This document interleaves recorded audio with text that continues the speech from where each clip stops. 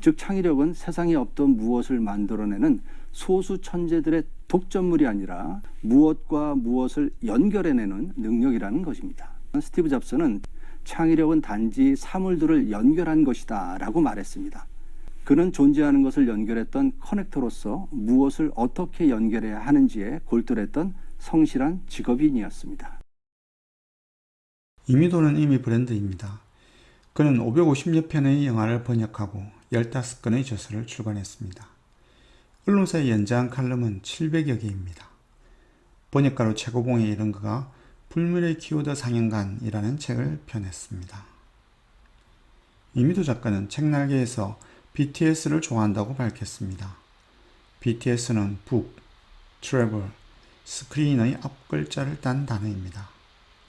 이 책에서는 여행을 뺀 나머지, 즉 책과 영화를 소재로 자기계발의 핵심이 되는 키워드를 소개합니다. 작가는 아인슈타인, 스티브 잡스, 백남준, 피카소와 같은 혁신가와 자신이 번역했던 작품 속에 등장하는 대사와 장면을 스케치합니다. 낯익은 것을 낯설게 보는 역발상, 창의성, 통찰력, 용기를 스토리로 만들었습니다. 이 책에 등장하는 영화는 68편, 도서는 72권입니다. 그야말로 작가의 지식과 지혜, 통찰력을 집대성했다고 볼 수 있습니다. 키워드 중의 키워드를 고르라고 하면 창의성입니다. 저자는 이 책을 건축물이라고 표현하면서 두 개의 기둥, 즉 창조적 삶과 창조적 리더십을 뼈대로 만들었다고 합니다. 저자가 강조하는 창조성이란 무엇인가? 삶에 대한 태도, 새로운 것을 고안하는 능력이라고 합니다. 실행 방법으로는 스티브 잡스의 인터뷰를 빌려와서 설명합니다.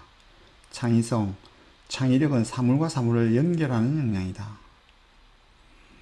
저자가 영화와 혁신가들로부터 뽑아낸 다양한 스토리는 오랫동안 저의 기억에 남을 것입니다. 특히 아이오와주 스펜서시의 독서 열풍이 불었던 사례는 따로 메모해 두었습니다. 사수 공무원을 상대로 특허 독수법을 강의할 때 저도 들려줘야겠습니다. 스펜서시의 공립도서관 사서는 도서 반납함에 버려진 새끼 고양이의 이름을 지어야 했습니다. 사서는 도서의 10집 분류법을 만든 멜빌 듀의 이름을 빌려왔습니다. 시민들은 도서관에서 고양이를 볼 때마다 Do we read more books? 라는 이름을 부르기 시작했습니다. 시민들은 이런 생각을 했습니다. Do we read more books?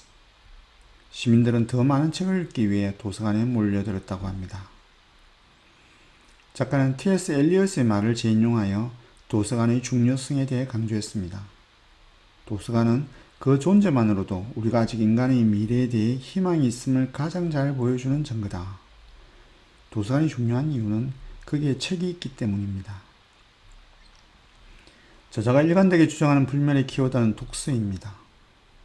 모든 독서가가 리더는 아니지만 모든 리더는 독서가다. 사업에 실패하는 경영자의 특징 중 하나는 시간이 없다는 핑계로 책을 멀리한다. 책을 안 읽는 사람은 책을 못 읽는 사람보다 나을 게 없다. 저자가 수집한 문장에서 우리 사회의 참다운 리더나 성공한 경영자는 책을 읽는 사람들이다. 책을 읽지 않을 바에야 그를 왜 배웠나 하는 깨달음을 얻었습니다. 저자는 친절하게도 책의 마지막 장에 불멸의 키워드 중 에센스, 즉 핵심 단어를 따로 뽑아 주었습니다. 저자는 용기, 부단함, 독서를 꼽았습니다. 용기는 창의성의 에너지이며 부단함은 열정과 믿음의 결실입니다. 독서는 창조적 삶의 등불이라고 강조했습니다. 앞 글자만 따서 CPR로 기억해달라고 주문하였습니다. 제게는 좀 더 구체적인 단어로 다가왔습니다. 자기 삶을 변화시키기 위해 움츠린 어깨를 펴고 제일 먼저 용기를 내야 합니다.